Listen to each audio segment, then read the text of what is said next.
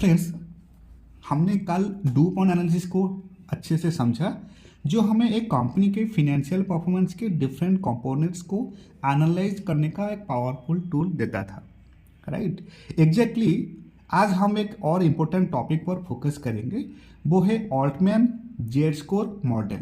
Altman Z score model, right. ये जो Altman Z score model है, ये थोड़ा सा डिफिकल्ट फील हो रहा है नेम से, राइट, ऑकवर्ड फील हो रहा है, बट ये बहुत इंपॉर्टेंट है, इजी है, इजीली याद रह सकता है, एंड ये एग्जामिनेशन पॉइंट ऑफ व्यू के लिए ऑल्सो बहुत इंपॉर्टेंट है। हमेशा क्वेश्चन जो है वो आइदर एमसीक्यू टाइप 2 मार्क्स का आइदर एमसीक्यू टाइप का क्वेश्चन आ सकता है, या फिर 7 to 8 मार्क्स का एक प्रैक्टिकल क्वेश्चन भी इस टॉपिक में दिखने को मिलता है, राइट। तो ये बहुत इंपॉर्टेंट है। तो ये ऑल्टमैन जेड स्कोर मॉडल क्या है, राइट। तो ये एक फिनेंशियल मॉडल है सिंपली, जो किसी कंपनी के बैंकरप्ट होने के चांसेस को प्रेडिक्ट करने के लिए यूज किया जाता है, राइट। एंड आज हम इसके फॉर्मूलेज, कंपोनेंट्स और प्रैक्टिकल एप्लीकेशंस को अच्छे से समझेंगे। तो तैयार हो जाइए एक नए पर्सपेक्टिव के साथ कॉर्पोरेट हेल्थ इवैल्यूएशन सीखने के लिए। So let's get started. तो ये ऑल्टमैन जेड स्कोर मॉडल आज आई ऑलरेडी डिस्कस, ये एक कंपनी के बैंकरप्ट होने के चांसेस को प्रेडिक्ट करने के लिए यूज किया जाता है, राइट। Very simple. एंड ये जो ऑल्टमैन जेड स्कोर मॉडल है, ये डिफरेंट सेक्टर के लिए डिवाइड किया गया है, डिफरेंट फॉर्मूलेज।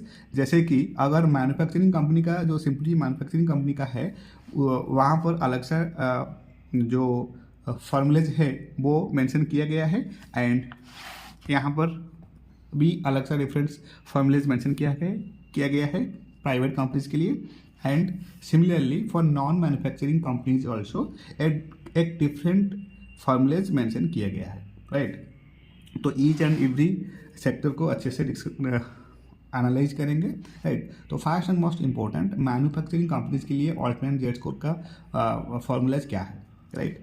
तो see here in manufacturing companies जो डिफरेंट कंपोनेंट्स होता है to measure Altman Z score model, वो सब है x1, x2, x3, x4, x5। अब ये x1, x2, x3, x4, x5 क्या है? कुछ भी नहीं है, बहुत सिंपल है। x1 मीन्स ये सब सिंबल है, जैसे कि x1 जो है वो है वर्किंग कैपिटल को एसेट में डिवाइड करो। x2 मीन्स रिटेन अर्निंग्स जो है कंपनी का, वो रिटेन अर्निंग्स को एसेट के साथ डिवाइड करो। सब में एसेट जो है वो डिवाइड होगा, राइट। x3 में जैसे ही EBIT जो है कंपनी का, तो EBIT के साथ एसेट को डिवाइड करो, टोटल एसेट्स को। एंड x4 क्या है, यहाँ पर मार्केट वैल्यू ऑफ इक्विटी को भी टोटल एसेट के साथ डिवाइड करो, राइट। एंड लास्ट x5 जो है वो भी सेल्स है, जो सेल्स को टोटल एसेट से डिवाइड करो, राइट। तो ये पब्लिक मैन्युफैक्चरिंग कंपनी का फॉर्मूलाज है। एंड यहाँ पर जेड स्कोर को कैलकुलेट करने के लिए इन सब रेशियोज को डिफरेंट वेट के साथ ऐड किया जाता है, राइट। ये जो लिखा गया है 1.2, 1.4, जो लिखा गया है 1.2, 1.4, 3.3, 0.6 एंड 1.0, ये सब वेट्स है, राइट। एंड ये OH को मल्टीप्लाई किया गया है x1, x2, x3, x4, x5 के हिसाब से, राइट। तो ये है, इसको याद रखना है कि 1.2, 1.4, 3.3, 0.6 एंड 1.0, ये सब जो OH है ये फॉर मैन्युफैक्चरिंग कंपनी के लिए है। And x1, x2, x3, x4, x5 ये सब है जो जैसे कि वर्किंग कैपिटल का ratio, working capital total asset के साथ जो रेशियो है, रिटर्न अर्निंग्स का जो रेशियो है, EBIT का, मार्केट वैल्यू ऑफ इक्विटी का, सेल्स का, तो ये सब रेशियोज डिवाइड किया गया है OH के साथ, राइट, OH के साथ। तो 1.2, 1.4, 3.3, 0.6, 1.0, these are the OHs for manufacturing company to measure manufacturing companies Z score, तो ये OH के साथ x1, x2, x3, x4, x5 को मल्टीप्लाई करना है, राइट। अगर x1, x2, x3, x4 अगर याद नहीं रहता है तो इन दैट केस शॉर्टकट की यूज कर सकते हैं, जैसे कि मान लो रीम्स, राइट, ऐसे याद रख सकते हैं, right. 1.2 into W, 1.4 into R, 3.3 into E, 0.6 into M and 1.0 into S, right. तो ऐसे भी मल्टीप्लाई कर सकते हैं, राइट। तो ये है मैन्युफैक्चरिंग कंपनी का जो वेट्स विथ रेशियोज, राइट। तो ऐसे याद रख सकते हैं 1.2 into x1, 1.4 into x2, 3.3 into x3, 0.6 into x4 and 1.0 into x5। तो ऐसे हम इजीली याद रख सकते हैं, राइट। तो here you can say see here जो लिखा गया है x1 is equal to working capital divided by total assets, means simply इस रेशियो से पता चलता है कि कंपनी के पास अपने शॉर्ट टर्म लाइबिलिटीज को कवर करने के लिए कितना लिक्विडिटी है, राइट। सिंपली इस रेशियो से पता चलता है कि कंपनी के पास अपनी शॉर्ट टर्म लाइबिलिटीज को कवर करने के लिए कितना लिक्विडिटी है। अगर ये ज़्यादा हो तो इसका मतलब है कि कंपनी शॉर्ट टर्म ऑब्लिगेशंस को आसानी से हैंडल कर सकती है, राइट। एंड सिंपली जो x2 है, x2 means retain earnings divided by total assets, retained earnings divided by total assets, right. अब ये retained earnings divided by total assets क्या है? See retained earnings means as we already know that retained earnings का मतलब है वो profit जो company ने अपने पास रखा है, राइट। रिटेन अर्निंग्स का मतलब है वो प्रॉफिट जो कंपनी ने अपने पास रखा है instead of giving as a dividends, right. Dividend देने के बदले कंपनी ने जो अर्निंग्स को रिटेन रखा है, अपने पास रखा है, इसको कहते हैं रिटेन अर्निंग्स, राइट। एंड इस रेशियो से लॉन्ग टर्म प्रॉफिटेबिलिटी और स्टेबिलिटी का पता चलता है। रिटेन अर्निंग्स को टोटल एसेट के साथ डिवाइड करने से लॉन्ग टर्म प्रॉफिटेबिलिटी और स्टेबिलिटी का पता चलता है। सिंपल या x1 x2 and similarly x3। अब ये x3 क्या है? x3 क्या है? x3 means EBIT divided by total asset. EBIT means earning before interest and taxes, earning before interest and taxes, earning before interest and taxes means EBIT, right? EBIT by total assets। तो अब ये जो EBIT है, EBIT का मतलब है operating profit जो company अपनी एसेट्स को यूज करके रिड्यूस कर सकता है या फिर कमा रही है, राइट। EBIT का मतलब है ऑपरेटिंग प्रॉफिट जो कंपनी अपनी एसेट्स को यूज करके कमा रही है, राइट। तो ये रेशियो कंपनी के ऑपरेशनल एफिशिएंसी को दिखाता है, right. EBIT by total assets, EBIT means EBIT का मतलब है ऑपरेटिंग प्रॉफिट जो कंपनी अपने एसेट्स का यूज करके कमा रही है, राइट। एसेट को यूज करके जो अर्निंग्स अर्न कर रहा है कंपनी, इसको कहते हैं EBIT। ये रेशियो कंपनी के ऑपरेशनल एफिशिएंसी को शो करता है, राइट। सिमिलरली x4 क्या है? x4 means market value of equity divided by total assets, market value of equity divided by total assets. अब ये मार्केट वैल्यू ऑफ इक्विटी क्या है? सी मार्केट वैल्यू ऑफ इक्विटी का मतलब है कंपनी के शेयर्स की current market value. Market value of equity का मतलब है कंपनी के शेयर्स की current market value, simple. And इस रेशियो से पता चलता है कि अगर लाइबिलिटीज रीपे करनी है तो इक्विटी की वैल्यू सफिशिएंट है या नहीं। इस रेशियो से पता चलता है कि अगर जो लाइबिलिटीज रीपे करनी हो तो इक्विटी की वैल्यू सफिशिएंट है या नहीं टू पे द लाइबिलिटीज। तो ये शो करता है market value of equity divided by total assets. तो सबके सब इंपॉर्टेंट है। And last and most important x5 means sales divided by total assets, right. अब ये तो सबसे इंपॉर्टेंट है। ये रेशियो बताता है कि कंपनी अपनी एसेट्स का कितना एफिशिएंट यूज कर रही है, रेवेन्यू जनरेट करने के लिए। ये रेशियो बताता है कि कंपनी अपनी एसेट्स का कितना एफिशिएंट यूज कर रही है to earn revenue generation, right. तो अगर ये जो sales divided by total assets है, अगर ये ज़्यादा रेशियो हुआ, राइट, इसका मतलब है बेटर एसेट टर्नओवर। रेशियो जितना ज़्यादा होगा उतना ज़्यादा बेटर एसेट टर्नओवर होगा। रेशियो जितना ज़्यादा होगा उतना ज़्यादा बेटर एसेट टर्नओवर होगा, राइट। तो x1, x2, x3, x4, x5, these are the different ratios to measure company's bankruptcy, right? तो x1 is equal to working capital divided by total assets, earnings, x2 earnings, retained earnings divided by total assets, x3 EBIT by total assets, x4 market value of equity divided by total assets, x5 है sales divided by total assets, right. तो Z score को calculate करने के लिए इन सब ratios को different ओएट के साथ ऐड किया जाता है, राइट। तो ये आ जाएगा 1.2 into x1 plus 1.4 into x2 plus 3.3 into x3 plus 0.6 into x4 plus 1.0 into x5। Similarly अब आते हैं प्राइवेट कंपनीज के लिए, सी हियर प्राइवेट कंपनीज के लिए थोड़ा अलग फॉर्मूला होता है। वो इसलिए प्राइवेट कंपनी का market value of equity available नहीं होता। प्राइवेट कंपनीज का market value of equity available नहीं होता। तो इन केस में जो बुक वैल्यू ऑफ इक्विटी है, वो book value of equity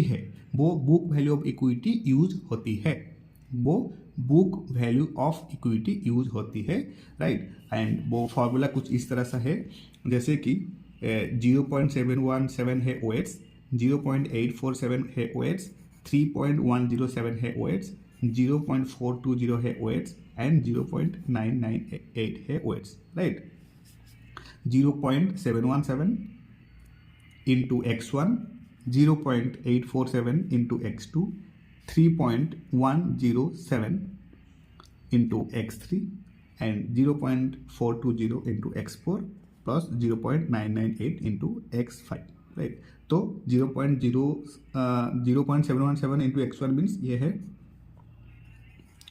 working capital के साथ, 0.847 into x2 means retain earning के साथ, 3.107 इंटू x3 ये EBIT के साथ, राइट। एंड ये जो है 0.420 इंटू x4 ये है बुक वैल्यू ऑफ इक्विटी के साथ, book value of equity. And ये जो 0.998 है ये है sales, measuring sales ratio, right. तो ऐसे करके प्राइवेट कंपनीज के लिए रेशियो थोड़ा अलग है, वेट्स थोड़ा अलग है, राइट। तो यहाँ पर ये जो 0.717 है 8.47 3.107 ये सब को याद रखना पड़ेगा। ये याद कैसे रह सकता है, अगर 2 to 3 टाइम्स अच्छे से बार बार ये इसको लिखे, राइटिंग प्रैक्टिस करें तो फिर ये याद रह सकता है, राइट। तो हमेशा याद रखना जो EBIT है वो हमेशा ज़्यादा होता है, राइट। तो वो 3.107 होता है, राइट। तो इससे ही हम याद रख सकते हैं। तो प्राइवेट कंपनी के लिए ये सब OH से इसको याद रखना इम्पोर्टेंट है, राइट।